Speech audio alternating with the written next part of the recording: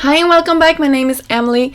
I hope you're ready to create some more Valentine's card because that is the inspiration I will give to you today.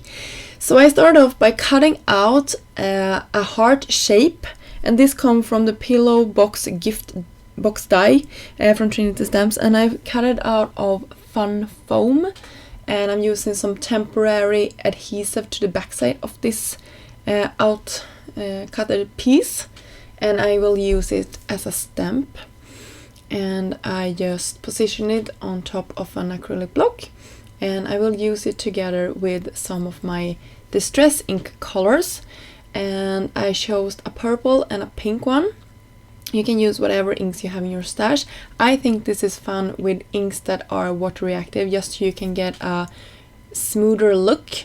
But if you want this to not look like a hot mess like mine is doing here, you can use other types of inks, and then I would suggest that you are maybe applying it to the foam with a blending brush or something like that, so you get a smooth transition. Since I'm spritzing this with a lot of water, I am smoothing this out, and I'm also using a brush to smooth it out even more. And when I was done with this, I let this dry overnight, and then I came back to it the next day, and here it how it looks.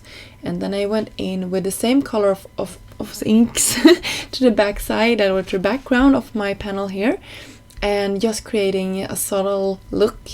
And I really love how that turned out. I also went in with some black spiralers off camera because I think that always is such a mess.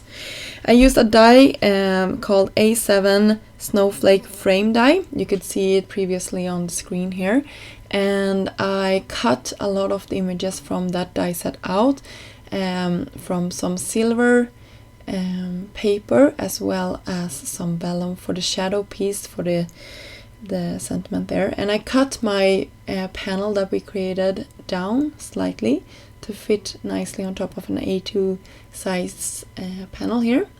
And I took the time to adhere foam tape to the backside of my sentiment, and I also heat set on black cardstock a white embossed sentiment, and that was from the Simply Sentimental You die set, or sorry, stamp set from Trinity Stamps. And then when I was done with that, I adhere my snowflakes, and I only put glue to the middle of my snowflakes here, so they sort of bounce off my page here. I really like how that turned out.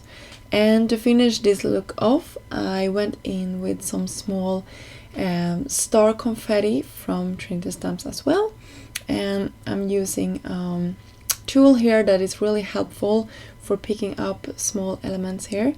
And I will speed this up because I put a lot of them down. I really love the sparkle and how it tied all of this in. If you like this project, I would be super happy if you could give this video a thumb up and maybe subscribe to the channel if you haven't already done so. That really helps this channel out and just lets YouTube know that you like this content. Until next time, I hope you have a great day. Bye!